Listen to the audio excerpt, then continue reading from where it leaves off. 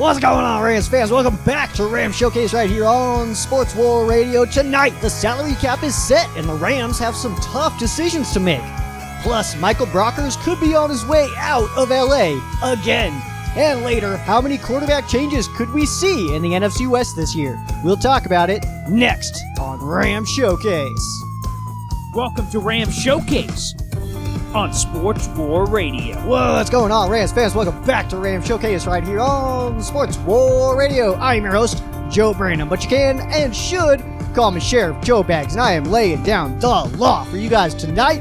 Cool show to get into. We are getting closer and closer to free agency, which is a very exciting time in the NFL. It's all just chaos, which is a lot of fun, especially for somebody like me who likes to talk about the LA Rams and their chaos, which seems to be a very regular thing these days.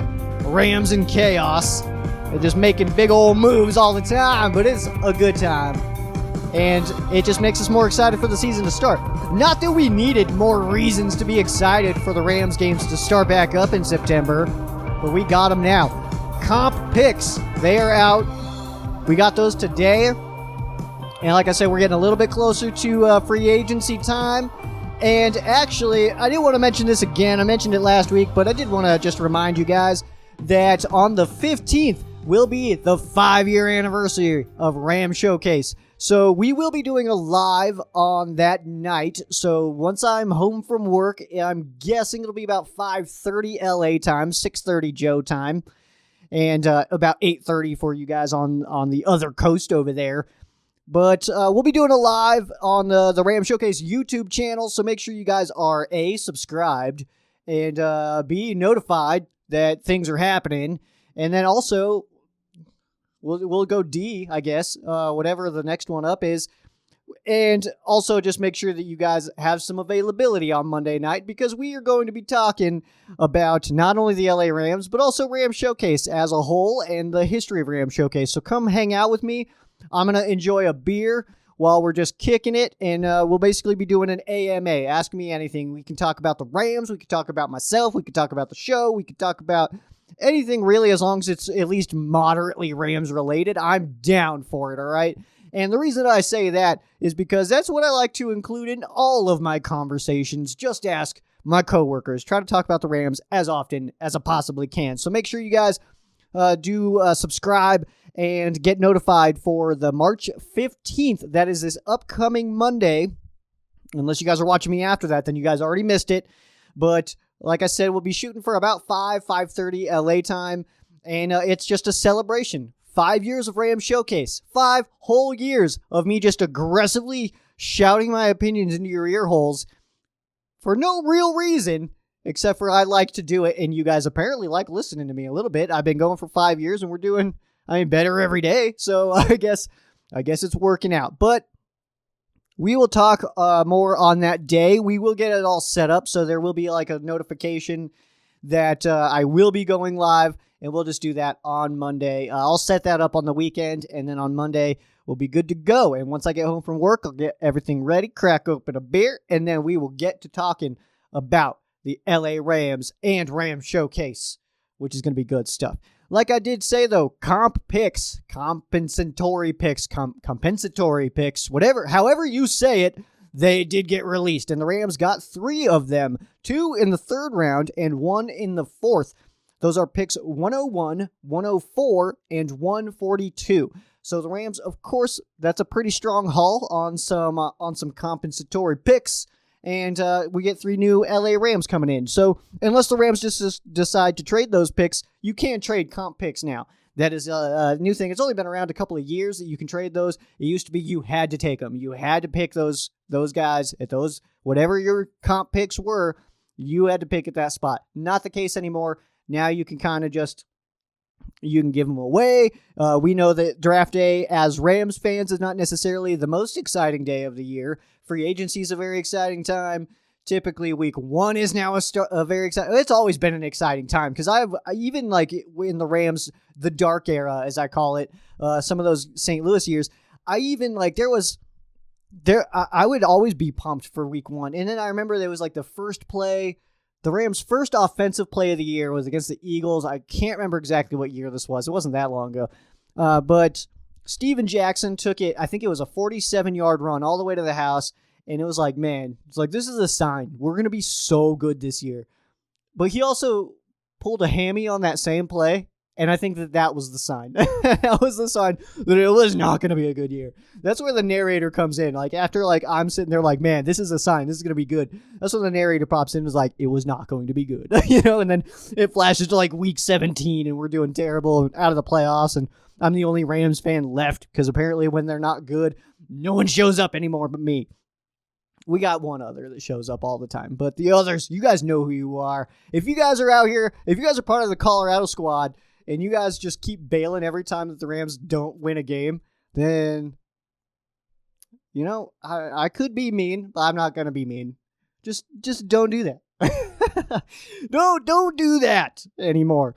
All right, moving on. The Rams elect not to utilize the franchise tag this season. This was an expected move, although I don't know any Rams fans. I can't name a single Rams fan that did not want safety John Johnson back in the LA Rams roster in the 2021 season. So for that news of it, it is unfortunate. We get to see, I don't know if get to see is the proper wording there. I would say have to see. We have to see John Johnson play for another team next year. Most likely, I think it would be very difficult for the Rams to be able to retain him. Based on the salary cap situation, we'll get into that a little bit more here. It's a little ways down, but maybe we can just move that up. I can do whatever I want. But so the salary cap is now set, and based on that salary cap being set, I think if my brain works correctly, that should put the Rams at about 32 million over the cap right now. So the Rams still do need to make some decisions, but the Rams were kind of bracing for the cap to be $2.5 million less than it actually is set at. So that does benefit the team in a little bit of a way, but ultimately, no franchise tag. It would have been $11.1 million to use it on John Johnson. Some seem to think that it was more likely that the Rams utilized the franchise tag on linebacker Leonard Floyd. I did not expect that one. I'm not surprised to see him get the franchise tag. But I'm also not surprised to see John Johnson not get it based on salary cap numbers. And I think, who was it on the Pat McAfee show? They worded it in such a good way about the franchise tag and how, like, yeah, of course the players hate it. It's not long-term success, whatever. But also, you gotta think the quarterbacks who have made the most money, like pocketed from like deals into bank accounts, the most money are the guys who were on the franchise tag. I mean, you look at Dak, and I know that he just signed his deal, but like Kirk Cousins as well, one of the highest earners. Shouldn't be, but he is because of the franchise tag. And I mean, hey, I guess it kind of worked out for him, right? I mean, he stayed with his team for a little while, then he left and then got another big deal. So I don't see why it was necessarily that bad of a thing. I understand the wanting the long-term stability in your deal. But either way, the franchise tag not used. I actually, by the way, guys, we talked about the last time the Rams used the franchise tag was on safety. LaMarcus Joyner did recently get cut from the Las Vegas Raiders, so he is actually a free agent. Not saying that the Rams need him or should sign him or will sign him or anything. Just a little fun little tidbit, because I didn't even know he was still with the Raiders, honestly. I don't pay too much attention to the AFC teams. I mean, I watch every team, and I'll watch any team. But as far as like knowing every roster inside and out, that's not something that happens in this brain. But either way, the tag number for John Johnson would have been at $11.1 million, and I'm going to guess that he's going to draw more than that per year on the open market. My money still says that he goes to the LA Chargers. Brandon Staley, of course, heading over there. The Joe Barry move did not work out for the Chargers. Joe Barry originally signed on as the defensive passing game coordinator and linebacker coach of the LA Chargers. But apparently that didn't go official or anything like that, and now he is going to be the defensive coordinator for the Green Bay Packers. So a little bit of move there. That does kind of hurt my prediction of Leonard Floyd and John Johnson both going to the Chargers, because a big part of that was Joe Barry. But also the bigger part of that is actually Brandon Staley, who was the Rams defensive coordinator last year. And of course, I mean, we saw John Johnson didn't necessarily light up the stat sheet, but he played amazing, had a great year. Leonard Floyd had a career year. And the reason that he even came to the Rams was because of Brandon Staley. So I wouldn't be surprised about that at all. Talking about the Rams defense, though, the Rams have made defensive lineman Michael Brockers available for trade. So the Rams are taking calls on Michael Brockers. So it's very likely that the fact that this news is even out, the fact that we are even hearing that the Rams have fielded calls or / making calls, whatever the situation is, that they are shopping, in a sense, Michael Brockers, he's as good as gone. I mean, we saw it with the Jared Goff deal. We even saw it back in like the Todd Gurley, Brandon Cooks days of, some comments are said and then those guys are out pretty quick after that. So I think that this news coming out about Michael Brockers being kind of shopped and available for trades, I think that kind of spells his future, and that it's no longer with the LA Rams. And he's had an awesome career. He's really, I don't want to say benefited from Aaron Donald. Obviously, people benefit when they play with Aaron Donald, but I think Michael Brockers has been an awesome player for the Rams. What was he drafted? I think it was 13th overall a few years back in St. Louis. But also, Brockers is making the news for some comments he made on TMZ, or to TMZ, I should say. Michael Brockers, though, some of these comments, they're like asking him questions, and it's just a super TMZ thing to do. Ask a bunch of questions. Of course, you're trying to get those little nuggets, but these I don't want to blame the media. I'm part of the media. I just don't want to throw people under the bus or anything, but I mean, their job is to get those nuggets and then make a story out of it, and he gave them that. Michael Brockers absolutely gave TMZ nuggets for stories for days, all right? So some of the comments that he had mentioned is that Stafford is a level up over Jared Goff. Obvious, but I get it. I mean, you have to say it. I mean, you can't just not say it. But at the same time, there's no reason to necessarily throw Jared Goff under the bus like that. But also, I mean, yeah, you're supporting your new quarterback if Brockers is even around. So he's probably never going to play with Matt Stafford. But wouldn't it be funny if Brockers got traded to the Lions and Jared Goff had to be like, so what's up, man? I just think it'd be fun. But either way, a level up over Goff. I think we all know that. And I don't think that that's a surprise to anybody. Again, my question has been unanswered. My question, because people keep commenting and saying, like, hey, Matt Stafford sucks, he's not crap, anything like that. Is he or is he not an improvement over Jared Goff? I just want a yes or no answer, because I know the answer to that question, but that's the reason the Rams made the move. Quarterback was the weak spot of the Rams last year. They improved that position. I don't know what else you want. Not everybody's a superstar. Not everybody can be a superstar. There's 4 in the NFL superstar quarterbacks where they're irreplaceable guys. You can't always get them. You can get a guy that's above average, or you can get a guy that's better than your previous guy, which is what the Rams did. So also Brockers, he was kind of mentioning some rumors that we've talked about here on Rams Showcase even. The Russell Wilson being traded potentially from the Seattle Seahawks. And basically what Brockers said was that his fingers are crossed that Wilson gets traded from the Seahawks. But again, my point goes back to the fact that Michael Brockers probably isn't even going to be here anymore. So I don't know if he necessarily should care that much. But also, that's also not a jarring comment, okay? Just like saying that Matt Stafford is improving over Jared Goff, it's like, okay, yeah, unnecessarily commented, but yeah, it's true. And then a defensive lineman hoping that Russell Wilson, one of those quarterbacks, one of those top tier quarterbacks, gets traded away from a division rival. Yeah, obviously. Yeah, we would all like to see Russell Wilson not play for the Seahawks anymore. Russell Wilson's very good at football, all right? And if he can be away from one of the Rams' division rivals, I'm cool with it, all right? Hopefully he just goes to an AFC team. We don't have to see him that much anymore. I know that the Rams kind of get to Wilson pretty regularly, but hey, if we can... he's what holds them together, and if he leaves, they're going to fall off. Brockers, though, like I had said, he was part of the St. Louis Rams team. There is currently only 5 members of this current roster right now who are currently under contract, at least for the next 7 days, who also played in St. Louis. That is Johnny Hecker, the punter, of course, Michael Brockers, Jake McQuaid, the long snapper, although he is scheduled to be a free agent 1 week from today, so that might be changing. And then, of course, Aaron Donald, who was drafted in St. Louis, and Rob Havenstein, starting right tackle for the LA Rams. Havenstein, I wouldn't be necessarily shocked to see him get cut or to have his deal restructured. I think both of those are realistic options.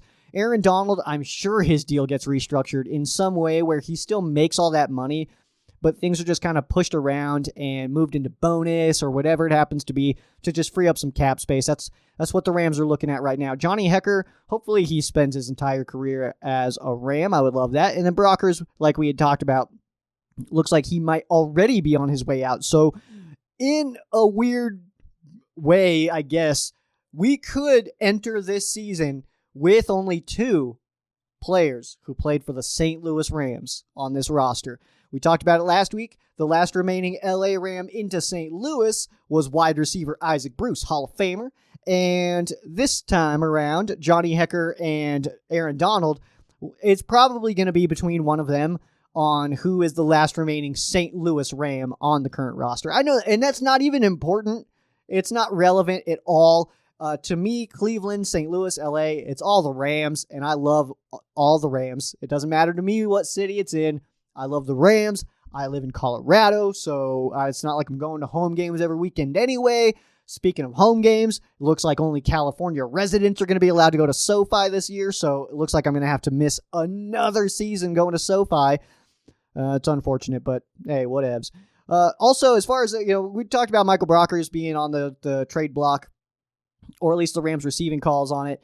The Rams have also received calls on wide receiver Robert Woods, but reports also say that the Rams are not interested in moving Woods, which actually would really surprise me. If the Rams were willing and made a move to push out Robert Woods, that would actually surprise me. I don't think it's going to happen. I think that somebody somewhere said that they were calling the Rams on Woods or something, and it just I don't think that the Rams would make that move. He is, I would say, the Rams' best wide receiver. I know Cooper Kupp is in that conversation as well, and if you look at like PFF numbers, Cooper Kupp, I mean, he's way up there on a lot of things, especially like third down and stuff. So either way, though, I think Robert Woods is the LA Rams receiver. You know what I mean? Like he is that guy. I would say that Kupp is probably, his job is not as safe as Woods, but I think they're both pretty safe. And I've said that a lot this offseason, is that like I'm not 100% sold that Cooper Kupp is going to be back.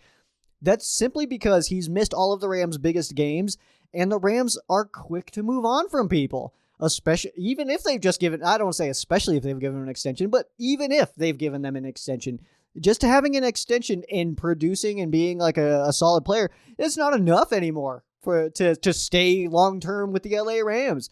That's not a guarantee that you're not going to get moved. And also keep in mind, Cooper Kupp has missed all of the Rams' biggest games in the last few years. Missed the Packers game this year. Missed the Super Bowl and the whole playoff run 2 years ago. Those games that the Rams needed as many people as possible and needed that production, he was in street clothes on the sideline because he was hurt. And I don't think he's necessarily injury prone, but it's worked out in a way where he's missed all of the Rams' biggest games. I don't think he's gone. I don't think he leaves, but it would not shock me. That's really my point with that. Let's move on to the salary cap. So, I have rumors in here because when I wrote this, it was still rumors, but it has been confirmed now. The salary cap is set at $182.5 million. We were already kind of planning. The gap that everybody was kind of looking at was between 180 and 185. They hit that dead center, so 182.5. The Rams were kind of, in my knowledge, I guess, preparing for the cap to be about $180 million, which is, of course, it is a drop from last year. We expected the drop. The NFL made a bunch of money. Still, the NFL is a powerhouse as far as business goes, but the salary cap did drop, and we are expecting it to jump normal rates once people are allowed in and everything. So this is just a weird little dip thanks to the pandemic. So I don't take this as like the salary cap's going to keep dropping or anything like that. But the Rams were waiting on this. Most teams were waiting on this. Now, though, we know what we need to work with. And I haven't watched the whole thing because I was at work all day, and then I just got off, and I get off work and I sit down and I record. So I haven't seen the whole interview or anything yet, but I do know that Les Snead was making comments today on like his live press conference that the number one priority is going to be to restructure deals, to not cut guys, but to restructure deals to open up the cap space. The Rams have to be under the salary cap by March 17th at was at 1 o'clock LA time. 2 o'clock Joe time, 1 o'clock LA time. The Rams have to be under the cap at that point. I don't know what happens if you're not. I truly have no idea like what happens, because it always happens. There's always a way to get under the salary cap. There's always a way. No matter what, there's a way to do it. So that's kind of what we're waiting on now. But of course, the 182.5, that's not necessarily what we wanted to see. I was kind of hanging out hope that it would only drop to like 190. It was a pretty significant drop. I can't remember exactly what it was at, 198 or something like that. I was hoping it would go to about 190 just to buy the Rams just a little bit more space, because the Rams are just in that situation right now where they're just a little bit of salary cap hell. But it's fine. It's fine. It's like that meme of like the dog sitting in the fire or whatever. It's like, this is fine. That's basically how I view the Rams salary cap situation, because I'm always like, it's cool. It's cool. We got this. It's just chaos. We're like over the cap already. How are we supposed to sign free agents? We're already over the cap. But either way, 182.5 is what that will be. Every team is allotted for the 2021 season. Of course, the Rams are eating a lot of money this year. Again, I think there's still Gurley money being eaten. I know Jared Goff money is being eaten this year, so we'll free up some space, but it's going to take a couple of years to kind of rotate out of those bad contracts that the Rams signed with, Brandon Cooks. I think we're done with that one, though. Brandon Cooks, Todd Gurley, Jared Goff, those are just some contracts that the Rams are going to need to, you just got to let them play out, basically. There's nothing we can do about them, so we're just eating dead cap. Let's take a look at the rest of the NFC West. No NFC West team elects to use their franchise tag. None expected. We didn't expect any from the NFC West, but we also didn't see them. So we'll hop in with the Seattle Seahawks first. Russell Wilson is left off of the letter to season ticket holders for the Seattle Seahawks. Starting to feel like Wilson might actually be out of Seattle. This will help the Rams immensely. Per Dan Patrick, 2 teams have already made official offers to the Seahawks for Wilson. Those 2 teams have not been named, but that is per Dan Patrick. And, it's kind of interesting to me that they wouldn't say the teams, but I guess it also makes sense. I would guess maybe the Jets. If it was the Bears, I think we might know about that, just because Wilson has been pretty open about the fact that he is willing to play for the Bears. He wants to play for the Bears. I don't understand why necessarily. I don't understand why going from Seattle to Chicago is like a move where you're like, oh, hell yeah, like this is gonna go great. It just doesn't make any sense to me. Allen Robinson, I think he would have a strong connection with. The defense is pretty strong. In Seattle, I just don't think cares about him anymore. And it's a weird situation in Seattle now, because how does he go back and play for the Seahawks and not have this like weird little like thing hanging over him of like that he doesn't necessarily like it there, and that they're making kind of weird comments. He's running out of meetings apparently.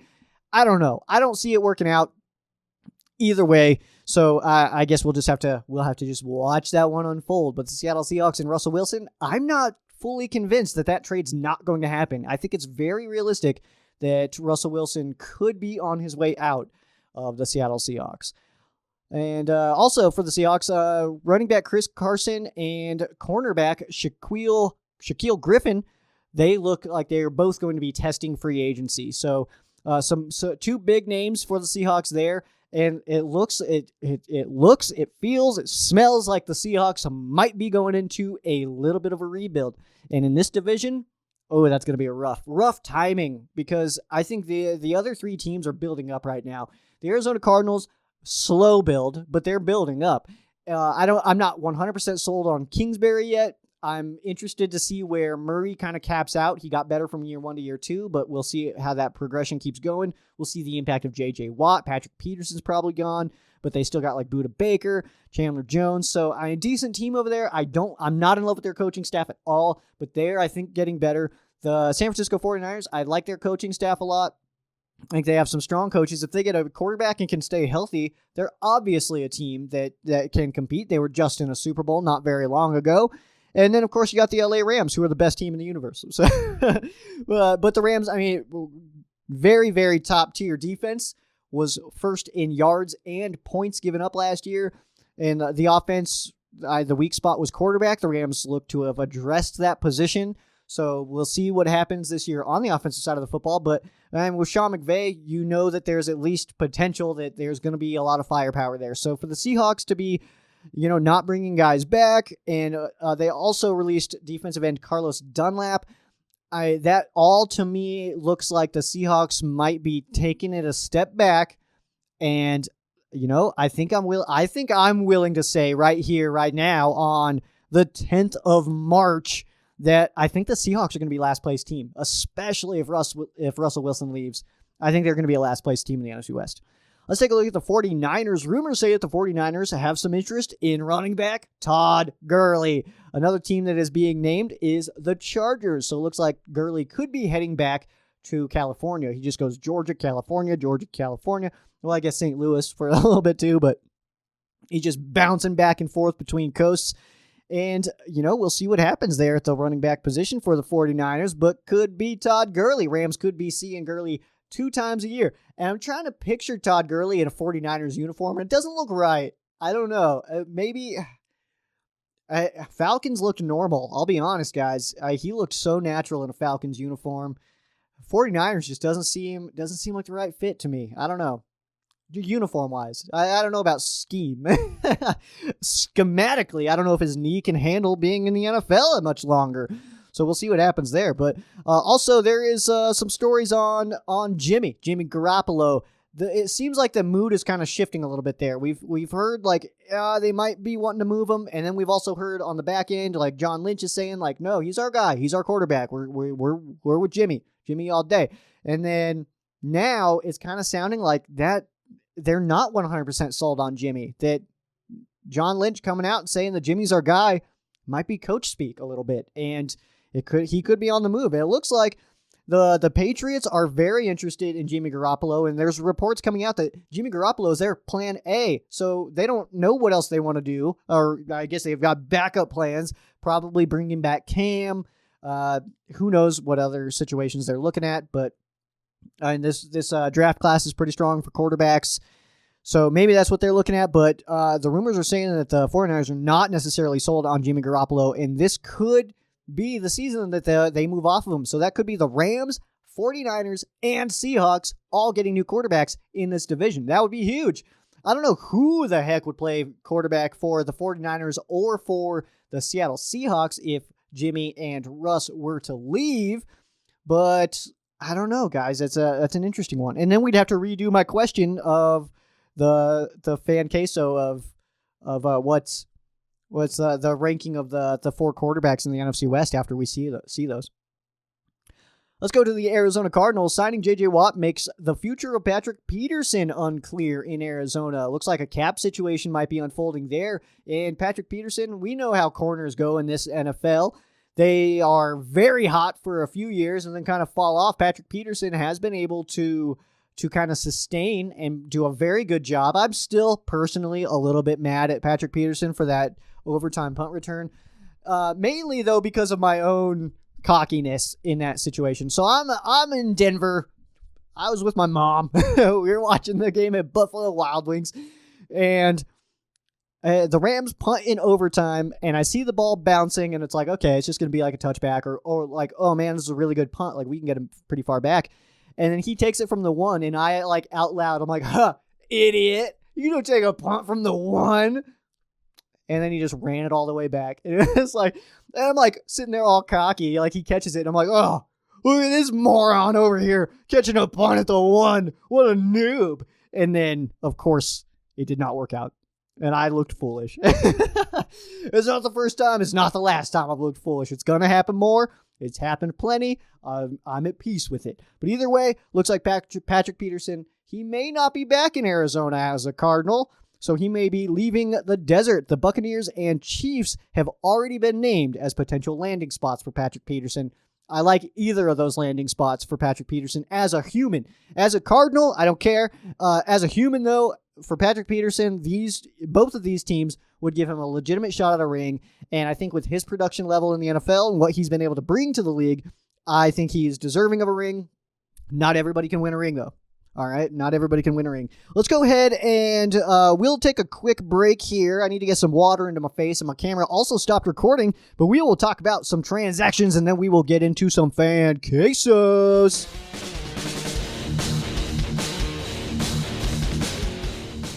So just a couple of transactions to get into with you guys. Linebacker Trayvon Howard is back with the Rams on a one-year deal for $850,000. Same exact deal for center Coleman Shelton, who might be starting for the Rams. It looks like Austin Blythe might be on his way out. Looks like the Rams may not be able to afford Austin Blythe.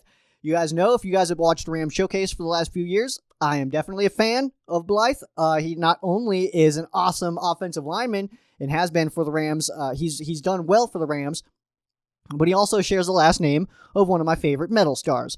I'm not going to give any more information. I know that there's like one or two of you that are like, I know exactly who you're talking about, and that band jams, and that's all I need. That's all that I care about. But that's your transactions. Nothing too crazy. Just Coleman Shelton and Trayvon Howard are back. They were tendered. It looks like they were exclusive rights free agents, so the Rams had a pretty easy time getting them back. We'll see. There's going to be some new names coming in, not only with free agents like actually coming back, restricted free agents. That's the words I'm looking for. But with restricted free agents coming back, I'm guessing Darius Williams. We'll see. I hope so, at least. I think that the Rams would be foolish to not bring him back on a pretty, like, a tender that you can save some money on. I mean, you slap a 1 on him. I think you're paying him, 3.25, I think is the number. I don't know that exactly. I think I saw that somewhere, though. But either way, we're going to get some new news. Make sure you guys keep an eye on the Rams Showcase Facebook page and Twitter page. I will be posting any roster updates there. I will get back on the Twitter train. I've kind of been slacking on that for probably like a year and a half. But we'll get back on that, and we'll get some good information for you guys. Any like roster transactions that I see. I don't like to load up with this BS of like, hey, what's your favorite Rams number or whatever. That was a bad example because that makes no sense. But I don't like to just fill it up with BS. I like to actually give some good information. So we'll be doing that on the Ram Show. It's at Ram Showcase. That's everywhere, actually. And then, of course, draft day, we'll be doing the photos and all that stuff. I'll have everything set up.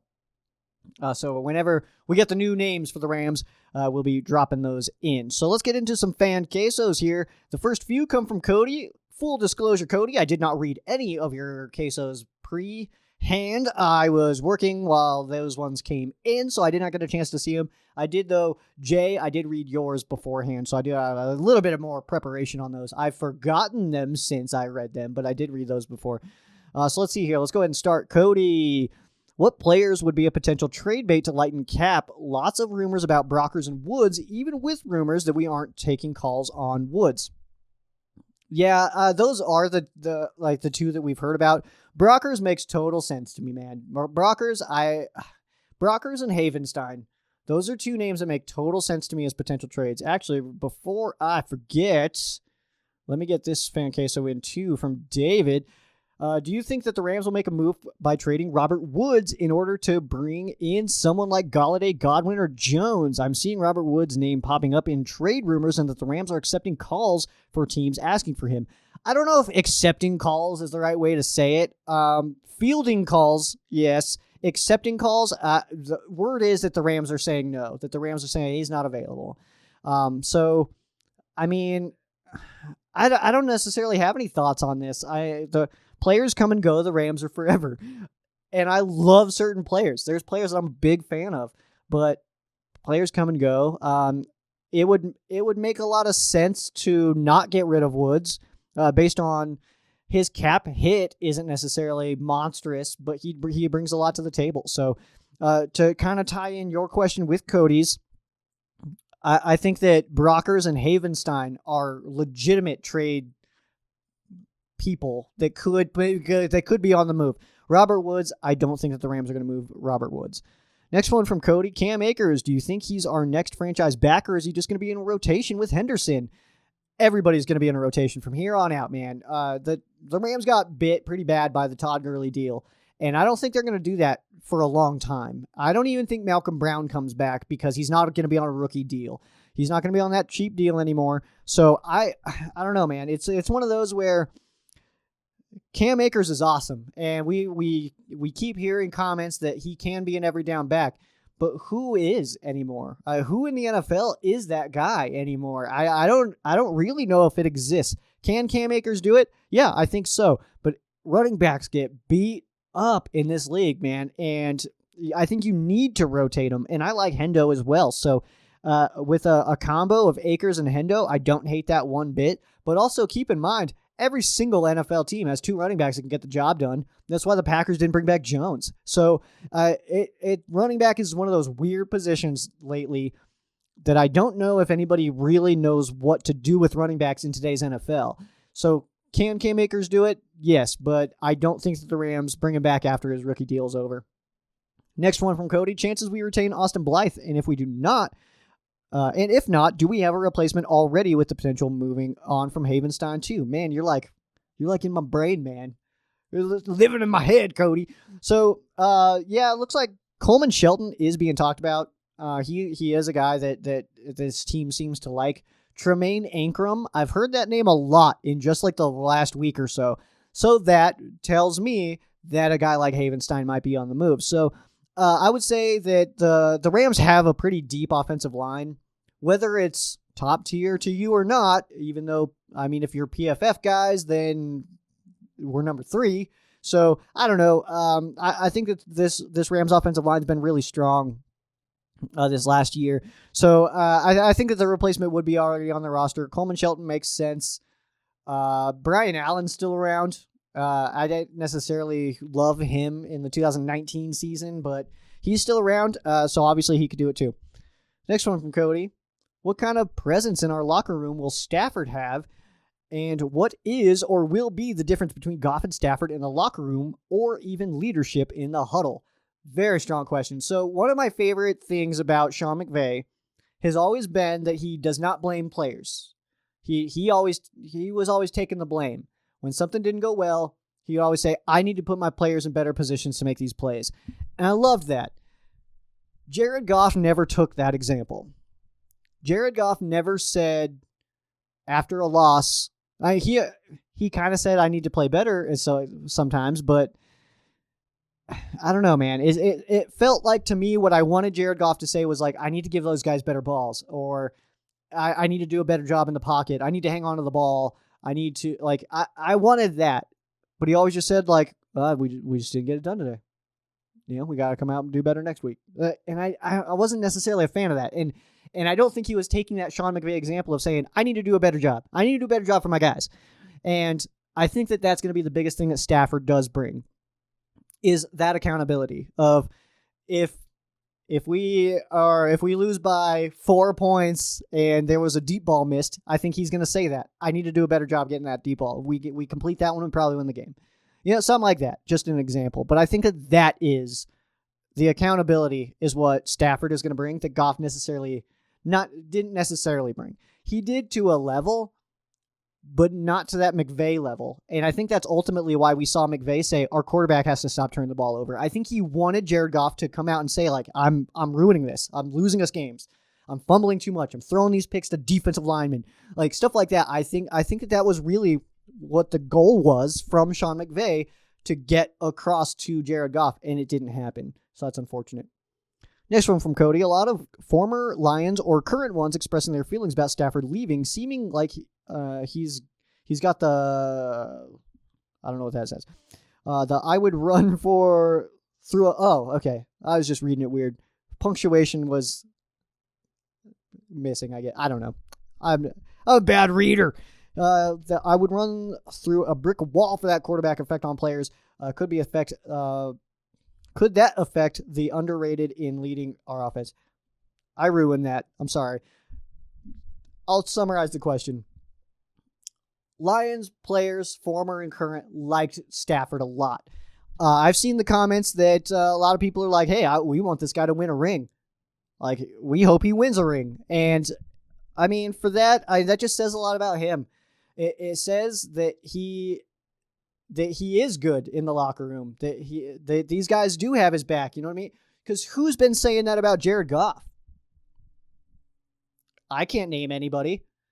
Matt Stafford, though, He's got that, and you've got former players that have played with him in the past saying like, hey, I hope he gets a ring out in LA, man. Like, he deserves it. And hey, I hope he gets a ring in LA too. That would be pretty cool because the Rams, we'd be beneficiaries of Stafford coming over. So, he gets people to play hard. He's a leader, man, and he's been in this league, so he knows what he's doing. I know that not everybody is a fan of having, bringing in a little bit older of a guy, but I think his leadership is going to bring, I think these next few years, the next 3-4 years with Stafford coming into the Rams, I think are going to be very fun and very interesting to watch. Next one from Cody. Are we retaining our long snapper? Him and Hecker, in my opinion, is a combination I wouldn't want to break up. Yes, so Hecker receives all of McQuaid's snaps and has for quite some time. They're two former St. Louis Rams that are still here and still just rocking it out. I hated seeing Jeezy leave. We saw what one guy leaving did to our special teams unit. Not only Jeezy, I guess, but also Coach Bones, Fossil taking off. That of course plays into it as well. But yeah, I think that there's no reason to move on from McQuaid. It's not necessarily a high impact position. It's not like he's getting beat up week in and week out. He just kind of does his thing. And, I kind of want a McQuaid jersey. I know that much. But yeah, I think, are we retaining him? I hope so. I see no reason to move on from him. Of course, we did just sign Stephen Wardle. Was a long snapper. So we do have some options there, but ultimately I would definitely want to see Jake McQuaid back. And last one here from Cody is, I believe this year could look a lot like McVay's first year where we lost to the Falcons going 11-5. Do you think we can improve on that considering that was Goff's first year in McVay's system versus Stafford, as it seemed our offense took off right away? That's a strong question, man. I don't know what I'm expecting this year out of the Stafford-McVay combo. I am, however, expecting pretty big things in the 2022 season. So typically, when a quarterback comes into a new system, the first year can be good. Can be good. I mean, we've seen it plenty of times. Can be good. I mean, Tom Brady goes in, wins the Super Bowl. Peyton Manning went to Denver. I'm blatantly comparing Matt Stafford to Tom Brady and Peyton Manning. This is Rams Showcase, and I'm the host. I can do what I want. But so those guys came in and did a fine job. But typically what happens is the year 1 to year 2, in that second year in the system, in a new system for a quarterback, that's the year that they do really, really well. That they, especially for an experienced guy who's been in the league. Of course, if you look at rookies, that first year typically tends to be pretty good. And then there's tape on them, so second year might be a little bit of a slump. There are exceptions to this. Kyler Murray is one of the exceptions to this. But then that third year, typically a bounce back up. So either way, I think that this year is going to be the learning year for Stafford and McVay, especially with limited training camp and all this stuff. It just sucks right now. The whole world kind of sucks right now, but we're getting there. We are getting there. We're making progress. But I think the 2022 season is where we're really going to see Stafford and McVay just, I was going to say it like this. They're not going to beat each other up. They're going to mesh really well together. My mom says fan cheese. Yes, fan cheese. Let's see. That's what happens when we ask for fan quesos. People ask questions that make no sense. And that also just hurts my feelings because all that tells me is that my mom's never listened to my show.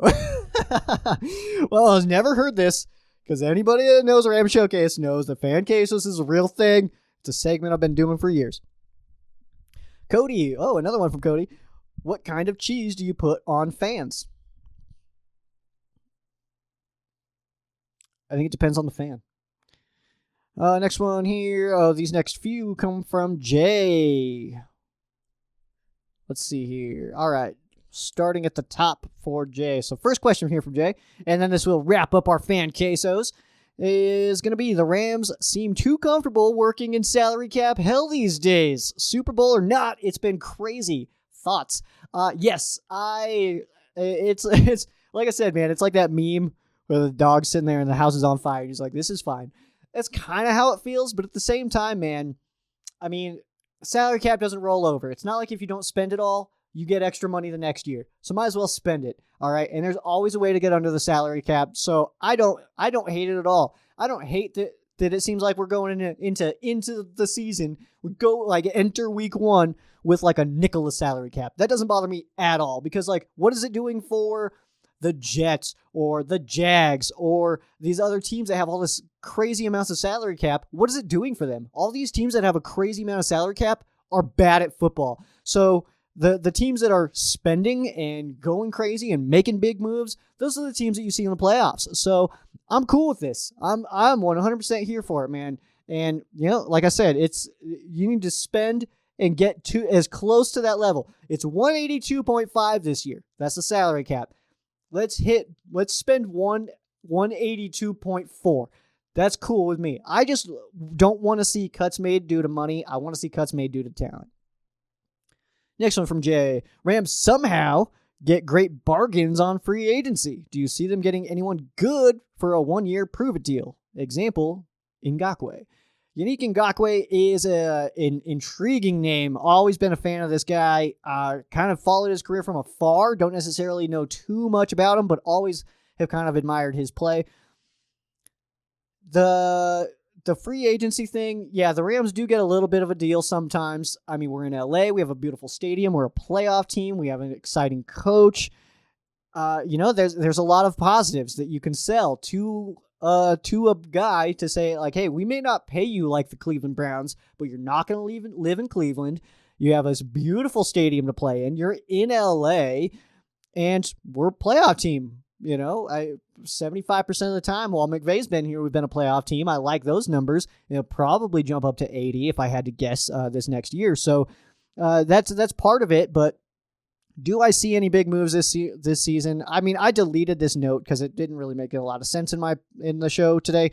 But I don't think that the Rams are going to be buyers necessarily. I think that we could see a couple of names come in, but bigger names like Ngakoue, I think that the Rams just get outbid enough. Like, of course, if you're looking at Browns versus, well, we don't use the Browns. They were decent last year. We'll use like the Bears because they suck.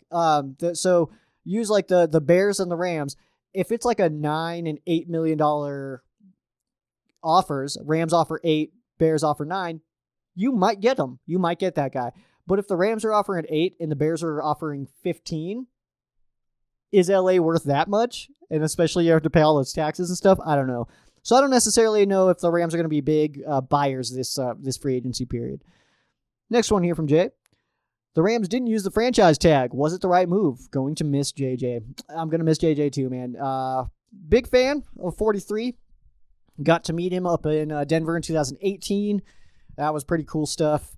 He looked like he was not thrilled to take a photo with me, but that's okay. I get it. But yeah, it's I do think it was the right move, not using the franchise tag. Rams are already trying to clear space. Franchise tag's expensive. Don't get a lot of perks for it, and I mean I don't know. It didn't seem right to use it this year, so I'm not surprised the Rams didn't. But yeah, JJ is going to be missed. Floyd, I mean he had a good year, but I mean, so did Fowler. And once he left, he was only average, so I don't know. Next one here. Personally, I'm looking forward to Trevin Howard. His speed is needed. Who do you like from our inside linebackers or maybe a free agent? Dude, I'm still on the Kaiser train. I like Micah Kaiser. I really do. I've liked Kaiser since he came in. He's been good against the run since his college days. He's improved against the pass. I see no reason to not like him.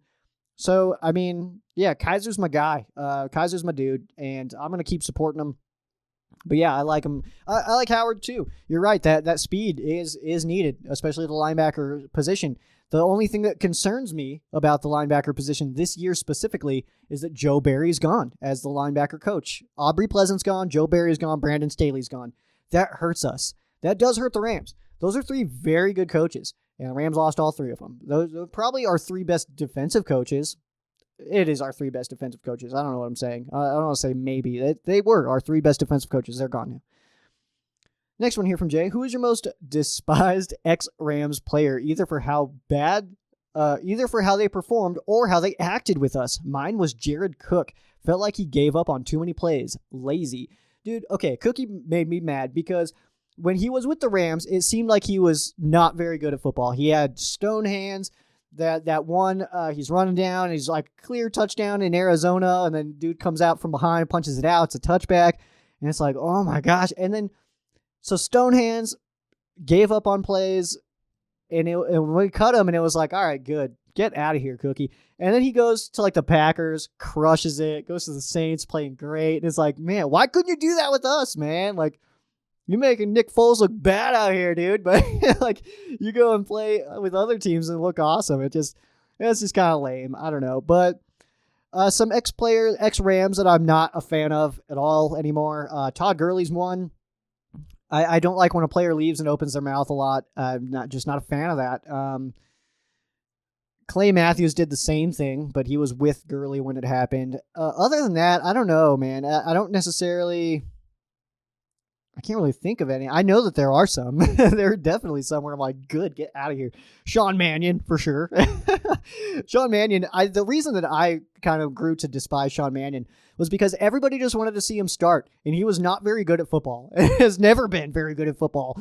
He was decent in like his junior year at Oregon State, and then I think I don't know, he just didn't. He never showed me anything to make me be like, we need to get this guy some reps. Like, we need to see this guy in here. He never did anything impressive. And I think that that's why I started to despise him, because Rams fans were like, we need to start Mannion. It's like, are you guys paying attention? Like, he's not very good. And so, I don't know. But Todd Gurley is up there for sure. Next one here, Russell Wilson is complaining about getting hit. Stafford got hit, got injured, didn't complain. That said, does Stafford miss some games this year? And does Russell get effing sacked by Seattle? I mean, as far as Stafford, will he miss time? I have no idea. I mean, the Rams have a better offensive line than the Detroit Lions did, so that helps. So hopefully he can stay upright. I mean, it's hard to score touchdowns when your nameplate's on the grass. So I'm cool with the Rams having a better offensive line, and I think that benefits us. As far as Russell Wilson, he's complaining about getting hit. Dude, I get it. I get it. They have not given him any help. That offensive line has been trashed since like 2016, and they don't care. They're not helping him. And then, they get like DK Metcalf, strong weapon there. Of course, like Lockett and stuff like that. Good players. But they haven't been helping him. I feel like they've taken Russ for granted a little bit, and I'm okay with it, because now he's getting frustrated and wants the heck out of Seattle. Can't blame him at all for that. But as far as Stafford, does he miss games this year? I would say no, because, I mean, and it's not like Goff is injury prone by any means, but he's only missed one start in his career, and he doesn't even really get shaken up. So Stafford is super tough as well, just like Jared Goff. They're both very tough quarterbacks. So I'll say no. I don't think he'll miss games. Next one here. Oh, with this whole cancel culture going on, what do you think they're going, or do you think they try to cancel Aaron Donald for all the sacking abuse he puts on Wilson? I would love to see them try. I would love to see somebody try to say anything to Aaron Donald about not doing a good job or getting canceled. Aaron Donald cancels you, man. And he's Aaron Donald is insane. I'm very, very happy he's a Ram and not somewhere else. Next one here. Do you see the offensive line maybe regressing with Cromer gone? Not necessarily. I think that the Rams offensive line has had a lot of talent for a while. So I don't know. It's been a deep offensive line too. The Rams have had pretty strong players. 2019 was a down year for the Rams offensive line. I think they ranked like 30th in PFF, but back up to 3 this year. 2018, they were the offensive line of the year, and we still have a lot of those same guys. So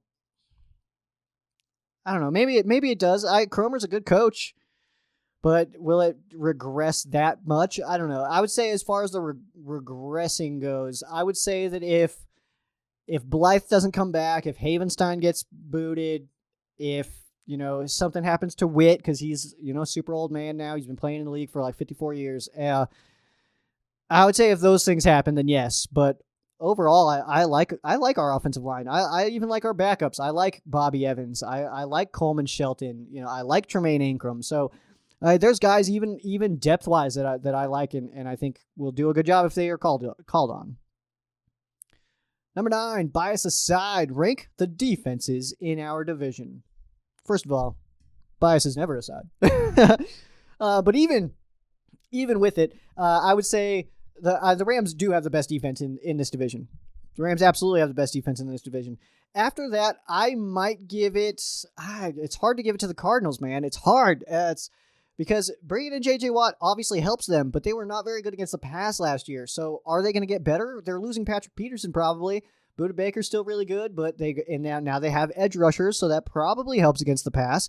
But ultimately, I'll go Niners 2. I'll say Cardinals 3 and Seahawks 4. And the reason I'm going to say Seahawks 4 is because some of the moves that they've made. We know that Griffin's not coming back at corner. He's going to test the market.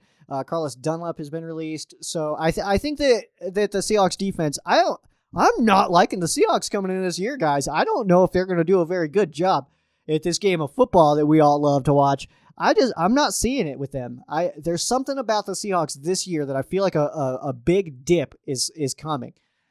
This Russell Wilson stuff coming out. They're cutting all these guys. They're making moves to free up space, but also just to kind of have space.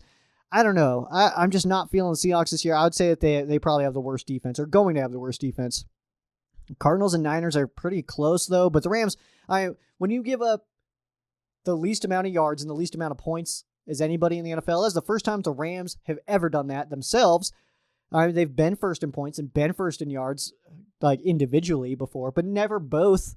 So this is the 2020 Rams defense was probably the best defense that the Rams have ever seen. And it's very exciting, not losing a lot of people. Of course, Johnson's going to be leaving. Leonard Floyd's probably going to be gone. Maybe some other corners. We'll see what happens. I think that Hill and Williams could both be back, but this Rams defense is insane. And I think going from Brandon Staley to Raheem Morris is not really that big of a dip, if any. It might be an increase, honestly, but losing Aubrey Pleasant and Joe Barry, those are painful. Last one here is out of the Rams players in the trade rumor mill. Who do you think will be actually traded and why? I do think Brockers is as good as gone. I think number 90, I think he's out. I think that reports coming out saying that the Rams are looking at trades for him, I think that they're just going to move him. And I think that they go picks because you want cap space. And who do you get for Brockers? What even do you want for Brockers? I'm not even sure what they're asking for, but it looks like draft-wise they're looking at wide receiver, so maybe they go that route in free agency or via trade. I could see Rob Havenstein being moved, and that would be another cap situation.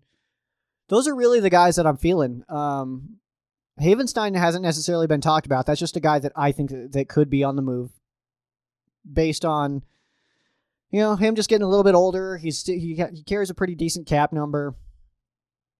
So, yeah. Thank you, man, for dropping those. And do appreciate the fan quesos as always. Everybody who drops them for me, feel free to drop them in the comment section below. I will answer them. Message me at any of my pages. Messaging is open on the Ram Showcase Twitter page. I don't need to follow you to be able to message. So at Ram Showcase on Instagram and Twitter, Facebook.com/Ram Showcase. Shoot me your quesos and we will answer them. You can also add me as a friend. My name is Joe Branham. You can add me as a friend on Facebook. That's typically where I get these. I've got my regulars, as you guys probably have caught on to. Jay, Cody, usually Paul's in here. I think he was just a busy day for him, so he blew me off. He hates me. But drop them, and I will answer them on the next show. Make sure you guys also, like I said before, on the 15th, so just in 5 days from recording, 4 days video of release, or of video release, we will be doing, on Monday, March 15th, the 5-year anniversary live AMA on YouTube. We'll be cracking a beer and just kind of hanging out. Pretty non-formal kind of deal. Just want to celebrate the fact that you guys have let me into your ear holes for the last 5 years. That's insane to me. That's absolutely amazing to me. I can't even tell you guys how much I appreciate it. I can't even express it because this is what I love to do. If nobody watched me, I'd probably still do it. But hey, I got people watching me, and that's always awesome. So feel free to send a message or whatever, and we'll have conversations and do good stuff. My video did cut out, so I'll get out of here. I'll let we'll just I don't know what I'm going to put on the screen, but we'll do some good stuff. But either way, Make sure you guys follow the Ram Showcase on all your favorite social media. That would be at Ram Showcase on Instagram and Twitter, facebook.com/Ram Showcase. You can follow myself as well at Sheriff Joe Bags on Instagram and Twitter, facebook.com/Sheriff Joe Bags.